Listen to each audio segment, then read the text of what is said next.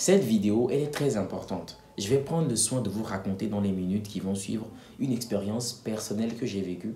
Et nous allons en tirer trois leçons, trois superbes leçons qui sont très importantes, les amis. Pour commencer, je vais vous raconter une petite histoire me concernant. Il y a de cela quelques années, j'ai décidé de chercher un emploi. Pourquoi? Parce que je n'avais plus d'emploi. J'ai quitté la boîte dans laquelle j'étais après ma démission. Okay? Ce n'est pas que les choses se sont mal passées, non.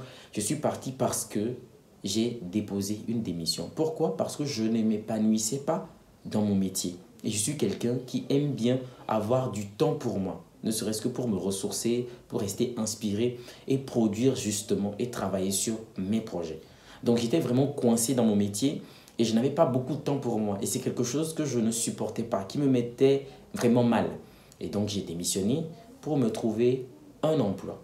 Et l'emploi que je voulais trouver, il était très différent. Je ne voulais plus un emploi classique où je devais aller au boulot les matins, 7h, 8h et revenir le soir à 17h. Non, c'est ce que j'évitais en fait. Je ne voulais plus un métier où je serais là, assis derrière un écran ou sur un bureau où je fais des... Non, je ne voulais plus ça.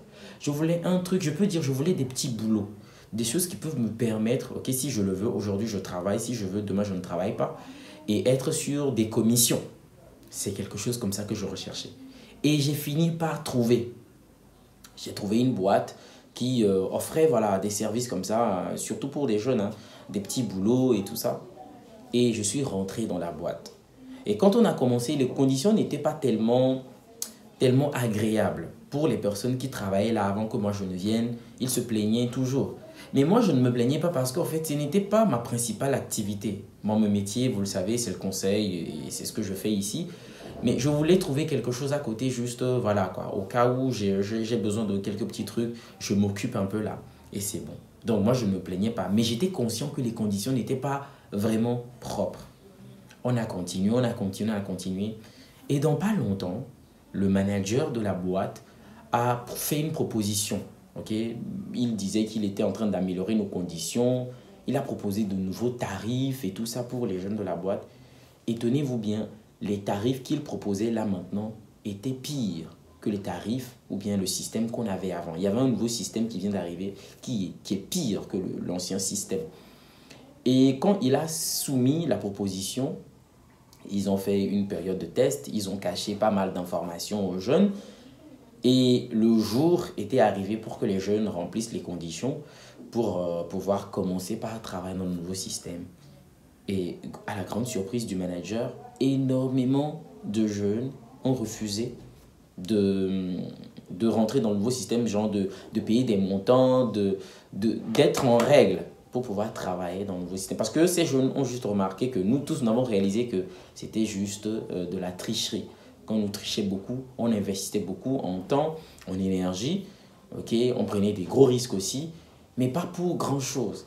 Et ça, les jeunes l'ont compris et ils se sont dit non, on ne va pas s'engager dans un truc comme ça. Mais je vous répète que je suis dans une structure où le travail dépend, ou bien, c'est pas, la rentabilité de la boîte dépend essentiellement de ces jeunes-là qui travaillent. Parce que c'est un travail de terrain et tout. C'est beaucoup plus les personnes, les jeunes qui viennent, qui travaillent, qui font du chiffre à l'entreprise. Mais voilà, ils n'ont pas tenu compte. Le plus important pour eux, c'est de faire un maximum de profit. Vous savez comment c'est. Donc, on s'en fout des conditions dans lesquelles vous travaillez. Et c'est comme ça que énormément de jeunes ont fini par délaisser et n'ont plus continué avec cette boîte. Et la boîte s'est retrouvée dans de gros problèmes parce qu'il n'y avait pas de gens pour faire tourner justement la machine. Et je m'arrête là pour l'expérience que j'ai eue, pour vous dévoiler les leçons que j'aimerais partager avec vous. Première leçon, avant toute séparation, avant de mettre en place des nouveaux systèmes, avant de changer quelque chose dans une relation, dans une entreprise et tout, il faut toujours évaluer votre niveau de dépendance aux autres, à la chose, à la boîte, peu importe ce que c'est. Parce que c'est quelque chose, si ça vous échappe, vous allez le payer très cher. Vous allez le payer très cher. Dans votre vie, il faut savoir les personnes qui sont très importantes pour vous. Les situations clés. Il ne faut pas vous amuser. Il faut savoir les choses qui sont très importantes. Si vous dépendez d'une personne, d'un système, bon, je ne parle pas de relations amoureuses, hein, je ne parle pas de cette dépendance amoureuse, non. C'est-à-dire, vis-à-vis d'un emploi, par exemple, si vous savez que c'est la seule chose que vous avez, mais vous n'allez pas prendre le risque de vous comporter n'importe comment. Ok, au risque de perdre ce métier. Parce que si vous perdez ce métier, c'est fini pour vous. Pareil, si vous avez dans une entreprise des personnes qui travaillent pour vous et que vous savez que sans ces personnes-là, la boîte ne va pas exister, ben il faut traiter ces personnes avec soin. Même si on veut se faire du profit, il faut réfléchir 2 fois. Lorsqu'on veut proposer des conditions qui ne vont pas forcément arranger ces personnes, il faut réfléchir doublement. Parce que si vous faites les choses parce que vous ne pensez qu'à vous, alors qu'en vrai, les personnes qui sont avec vous sont les personnes qui tiennent vraiment l'entreprise debout, mais c'est insensé. C'est insensé. Donc, la première leçon, c'est que dans votre vie, évaluez toujours le niveau de dépendance. Évaluez. Si vous vous séparez, qui va perdre? Qui va perdre? Si vous quittez cette entreprise, qui va perdre? Si vous perdez ce manager, si vous perdez ce leader, si vous perdez ces employés, qui va perdre? Qui va perdre? Et ces jeunes-là, qui sont partis de la boîte, en fait, ils ont été faire d'autres expériences. Ils ont vu que ici, on nous trichait clairement. Et ailleurs, ils ont découvert que, vu tout ce qu'ils offraient, tout ce qu'ils donnaient, ils pouvaient encore gagner plus. Et ils ne sont plus revenus. Et ce qui nous amène à la deuxième leçon, qui est de savoir que parfois, il faut des situations désavantageuses pour réaliser ce que vous méritez réellement. Il faut des situations désavantageuses pour réaliser ce que vous méritez réellement. Ça, c'est tellement vrai pour énormément de gens. Parce que même moi, quand j'étais rentré dans le système, c'est vrai que j'ai été conscient que ça me trichait, ça nous trichait, mais je n'ai pas réagi. Parce que pour le moment, je me suis retrouvé dans une situation qui, à mon sens, était confortable, ou je peux dire acceptable, donc je ne voulais pas faire plus. Mais lorsque j'ai vu que non, le nouveau système était quelque chose qui nous trichait réellement, c'est là que j'ai commencé par relancer des contacts, par regarder encore à gauche et à droite, qu'est-ce qu'il peut avoir ici et là. Et j'ai trouvé des situations, c'est-à-dire que j'ai trouvé des opportunités auxquelles je n'avais même pas pensé quand j'étais là dans cette boîte en train de travailler. Donc parfois, pour que de nouvelles opportunités s'offrent à vous, pour que vous réalisez vraiment à quel point vous êtes triché dans une boîte, dans une relation, dans un système, il faut qu'il y ait une situation désavantageuse qui se mette en place. Ce n'est que comme ça, parce que si vous êtes confortable dans ce que vous vivez, même quand on vous triche, vous n'allez pas vouloir partir. Vous n'allez pas vouloir renoncer parce que vous allez vous dire, pourquoi renoncer? On est déjà bien, on a déjà développé une certaine routine, on est dans un certain confort, pourquoi partir? C'est comme ça que beaucoup de gens réfléchissent. D'accord? Donc, il faut qu'une situation qui vous triche, désavantageuse, arrive. Parfois, lorsque quelque chose de désavantageux arrive, il ne faut pas se fâcher, il ne faut pas être en rogne. Non. Voyez en ça une opportunité d'aller maintenant vers des choses que vous méritez réellement.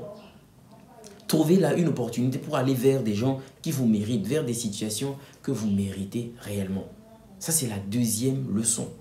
D'accord? C'est la deuxième leçon. Il faut des situations désavantageuses pour que vous réalisiez à quel point, waouh, en fait, j'étais en train de perdre mon temps ici. Il y a des gens qui ont trouvé mieux juste après qu'ils aient quitté une entreprise où on essayait de leur rendre la vie difficile. Et ils se sont dit, ici on me triche, quoi. Ici, c'est pas normal. J'ai des capacités, j'ai des talents, j'ai des compétences. C'est quoi? Il faut que je regarde un peu à gauche, à droite. Qu'est-ce que je peux trouver? Et bim, ces personnes ont trouvé des situations bien meilleures. Et la troisième leçon pour terminer, c'est de comprendre que vous ne mourrez pas. Qu'importe la situation que vous vivez, qu'importe l'oppression, je ne parle pas ici de la maladie, mais je parle de la vie courante, lorsque vous avez des challenges, des difficultés. Parce que parfois, certaines personnes pensent que si je pars, si je quitte cette situation, c'est fini, c'est une catastrophe, je vais mourir. Vous n'allez pas mourir, les gars. Non, vous n'allez pas mourir. C'est-à-dire, c'est ce qui est magnifique avec les humains. Vous savez, vous pouvez beau penser le pire dans votre vie, que si je quitte ici, si je quitte cette entreprise, si je quitte cette personne, c'est fini, je ne pourrai plus survivre, je ne pourrai plus vivre et tout. Mais c'est un leurre. C'est un leurre, les amis. Vous allez vivre, vous allez survivre. Même si, lorsque vous partez, vous ne savez pas comment vous allez faire pour tenir bon, croyez-moi qu'à partir du moment où vous partez, votre cerveau va commencer par se mettre en marche. C'est ce qui est bien d'ailleurs. Comme j'ai dit, c'est parce que vous voyez, vous êtes assis sur un certain confort que ici, ça ne tourne plus parce que vous avez déjà quelque chose. Pourquoi encore vous gêner? Pourquoi chauffer le cerveau? Mais quand vous regardez à gauche et à droite, il n'y a rien, que vous êtes dans le vide. Bah, en même temps, vous réfléchissez sur comment trouver des moyens, des leviers, des stratégies pour justement maintenir un certain équilibre. Et quand vous partez, vous n'allez pas mourir. Vous ne mourrez pas, les amis. Je sais que beaucoup de personnes pensent que si je quitte ici, ah, c'est fini pour moi, c'est la catastrophe, c'est le déclin. Il n'en est rien. Vous allez partir de certains endroits, mais vous n'allez pas mourir. Mais ça va être difficile. Ok, je suis d'accord, ça peut être très difficile. Mais vous ne mourrez pas. Vous serez toujours là. Parce qu'en nous, il y a ce que j'appelle la loi du maintien. Pour l'humain, il est très important pour lui de se maintenir en vie. Et quand il est dans des situations qui dérangent, qui menacent sa vie, eh ben voilà, le cerveau réfléchit très rapidement pour trouver des solutions pour justement quitter cette situation inconfortable. Donc croyez-moi, si vous partez, vous n'allez pas mourir les amis. Si vous laissez des choses qui vous détruisent, qui vous nuisent pour aller vers quelque chose de meilleur pour vous, oui, certes, ça sera difficile au début, mais vers la fin, vous allez bien plus trouver des moyens, des stratégies, des situations qui vont vous maintenir debout, les amis.